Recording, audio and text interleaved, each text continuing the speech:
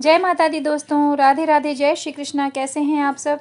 आगे भगवान विष्णु गरुड़ से कहते हैं कि हे आकाशचारिण गरुड़, नरकों की संख्या 84 लाख है। उनमें से अत्यंत भयंकर और प्रमुख नरकों की संख्या 21 है।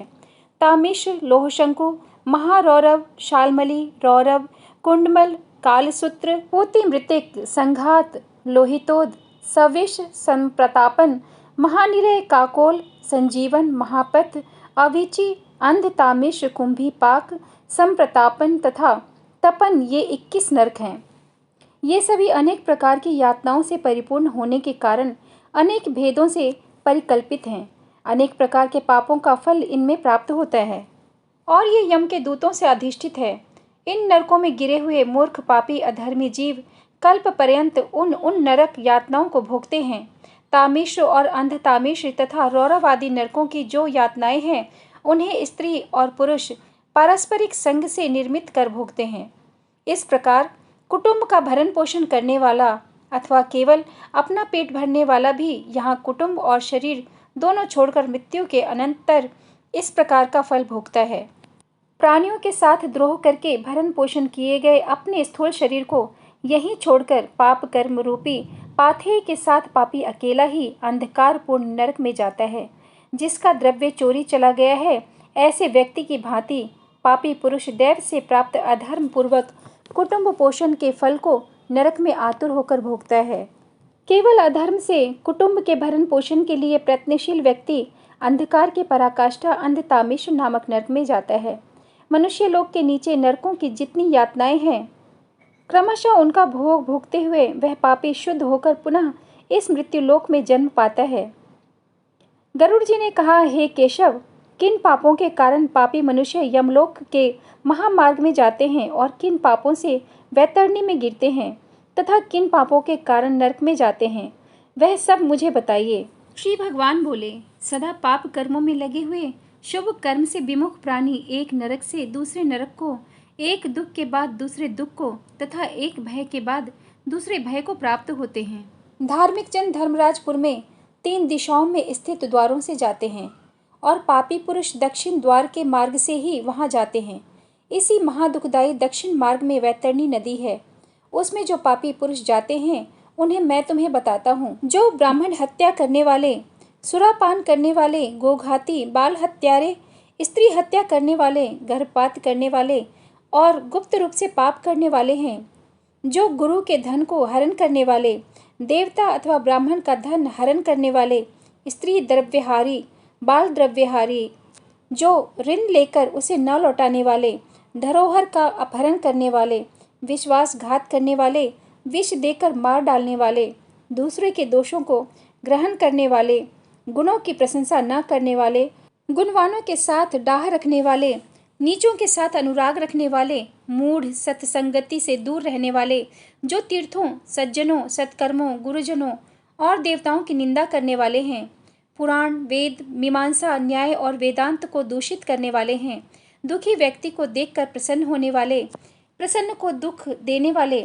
दुर्वचन बोलने वाले तथा सदा दूषित चित्तवृत्ति वाले हैं, जो हितकर वाक्य और शास्त्रीय वचनों को कभी न सुनने वाले, अपनों को सर्वश्रेष्ठ समझने वाले, घमंडी, मूर्ख होते हुए अपने को विद्वान समझने वाले हैं तथा अन्य बहुत पापों का अर्जन करने वाले अधर्मी जीव रात दिन रोते हुए यम मार्ग में जाते हैं। यमदूतों के द्वारा पीटे जाते हुए वे पापी वैतरणी की ओर जाते हैं और उसमें गिरते हैं। ऐसे उन पापियों के विषय में मैं तुम्हें बताता हूँ, जो माता पिता, गुरु, आचार्य तथा पूज्यजनों को अपमानित करते हैं, वे मनुष्य वैतरणी में डूबते हैं। जो पुरुष पतिव्रता, सच्चरित्र, उत्तम कुल में उत्पन्न, विनय से युक्त स्त्री को द्वेष के कारण छोड़ देते हैं, वे वैतरणी में पड़ते हैं। जो हजारों गुणों के होने पर भी सत्पुरुषों में दोष का आरोपण करते हैं और उनकी अवहेलना करते हैं, वे वैतरणी में पड़ते हैं। वचन देकर जो ब्राह्मण को यथार्थ रूप में दान नहीं देता है, बुला करके जो व्यक्ति नहीं है ऐसा कहता है, वे दोनों सदा वैतरणी में पड़ते हैं। स्वयं दी हुई वस्तु का जो अपहरण कर लेता है, दान देकर पश्चाताप करता है, जो दूसरे की आजीविका का हरण करता है, दान देने से रोकता है, यज्ञ का विध्वंस करता है, कथा भंग करता है, क्षेत्र की सीमा का हरण कर लेता है और जो गोचर भूमि को जोतता है, वह वैतरणी में पड़ता है। ब्राह्मण होकर रस विक्रय करने वाला, वृषली का पति अर्थात शूद्र स्त्री का ब्राह्मण पति, वेद प्रतिपादित यज्ञ के अतिरिक्त अपने लिए पशुओं की हत्या करने वाला, ब्रह्म कर्म से च्युत मांस खाने वाला, मद पीने वाला, उच्च श्रृंखल स्वभाव वाला, शास्त्र के अध्ययन से रहित ब्राह्मण, वेद पढ़ने वाला शूद्र, कपिला का दूध पीने वाला शूद्र, यज्ञोपवीत धारण करने वाला शूद्र, ब्राह्मणी का पति बनने वाला शूद्र, राजमहिषी के साथ व्यभिचार करने वाला, पराई स्त्री का अपहरण करने वाला, कन्या के साथ कामाचार की इच्छा रखने वाला तथा जो सतीत्व नष्ट करने वाला है, ये सभी तथा इसी प्रकार और भी बहुत निषिद्धाचरण करने में उत्सुक तथा शास्त्र विहित कर्मों को त्यागने वाले वे मूढ़जन वैतरणी में गिरते हैं। सभी मार्गों को पार करके पापी यम के भवन में पहुंचते हैं और पुनः यम की आज्ञा से आकर दूत लोग उन्हें वैतरणी में फेंक देते हैं। हे खगराज, यह वैतरणी नदी कष्ट प्रदान करने वाले सभी प्रमुख नरकों में सर्वाधिक कष्टप्रद है। इसलिए यमदूत पापियों को उस वैतरणी में फेंकते हैं। जिसने अपने जीवन काल में कृष्णा अर्थात काली गोदान नहीं किया अथवा मृत्यु के पश्चात जिसके उद्देश्य से बांधवों द्वारा कृष्णा गौ नहीं दी गई तथा जिसने अपनी औधर्व दैहिक क्रिया नहीं कर ली या जिसके उद्देश्य से औधर्व दैहिक क्रिया नहीं की गई हो, वे वैतरणी के महान दुख को भोग करके वैतरणी तट में स्थित शालमली वृक्ष में जाते हैं।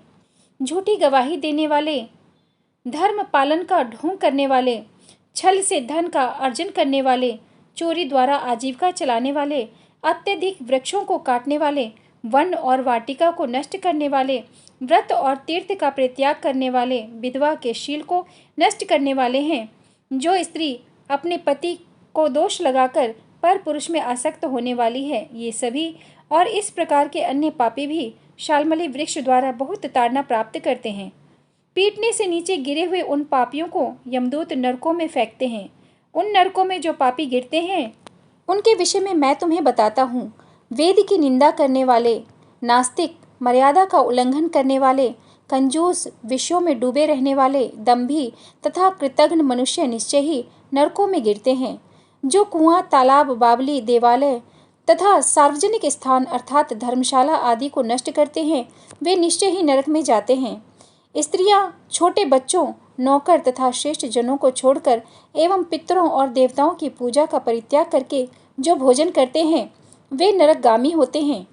जो मार्ग को कीलों से, पुलों से, लकड़ियों से तथा पत्थरों एवं कांटों से रोकते हैं, निश्चय ही वे नरकगामी होते हैं। जो मंद पुरुष भगवान शिव, भगवती शक्ति, नारायण, सूर्य, गणेश, सद्गुरु और विद्वान इनकी पूजा नहीं करते, वे नरक में जाते हैं। दासी को अपनी सैया पर आरोपित करने से ब्राह्मण अधोगति को प्राप्त होता है और शूद्रों में संतान उत्पन्न करने से वह ब्रह्मत्व से च्युत हो जाता है। वह ब्राह्मण अधम कभी भी नमस्कार के योग्य नहीं होता। जो मूर्ख ऐसे ब्राह्मणों की पूजा करते हैं, वे नरकगामी होते हैं। दूसरों के कलह से प्रसन्न होने वाले जो मनुष्य ब्राह्मणों के कलह तथा गौओं की लड़ाई को नहीं रुकवाते, उसे देखकर प्रसन्न होते हैं अथवा समर्थन करते हैं, बढ़ावा देते हैं, वे अवश्य ही नरकगामी होते हैं। जिसका कोई दूसरा शरण नहीं है, ऐसी पतिपरायण स्त्री के ऋतुकाल की द्वेषवश उपेक्षा करने वाला निश्चित ही नरकगामी होते हैं।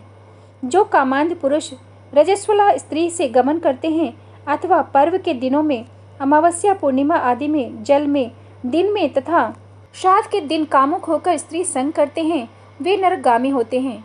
जो अपने शरीर के मल को आग, जल, उपवन, मार्ग अथवा गौशाला में फेंकते हैं, वे निश्चित ही नरक में जाते हैं।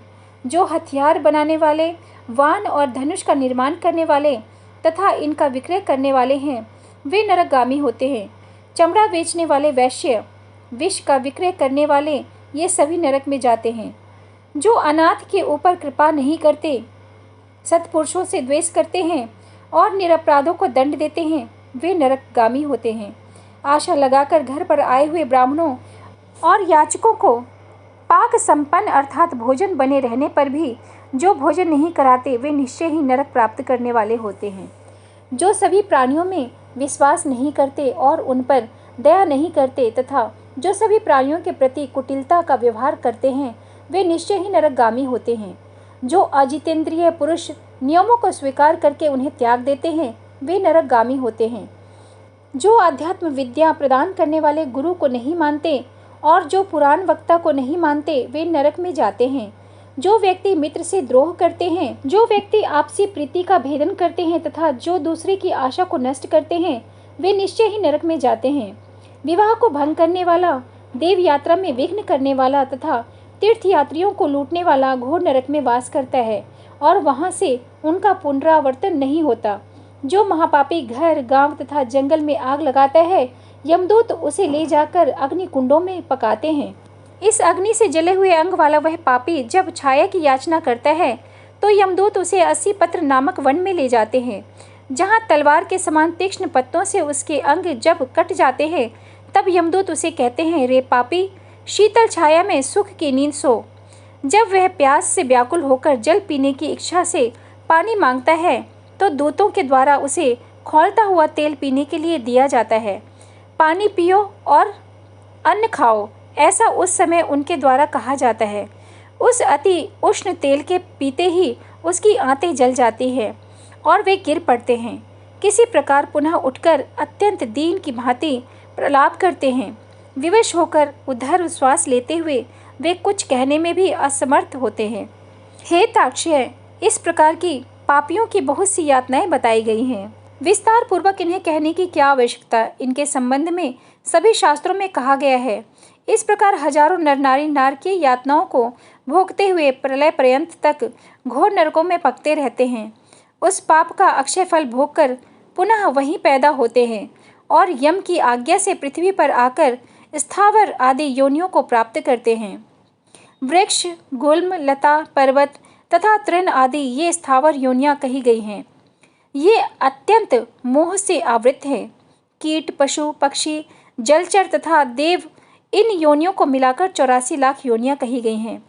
इन सभी योनियों में घूमते हुए जीव मनुष्य योनि को प्राप्त करते हैं और मनुष्य योनि में भी नरक से आए हुए व्यक्ति चांडाल के घर में जन्म प्राप्त करते हैं तथा उसमें से भी कुष्ठ आदि पाप चिन्हों से वे बहुत दुखी रहते हैं।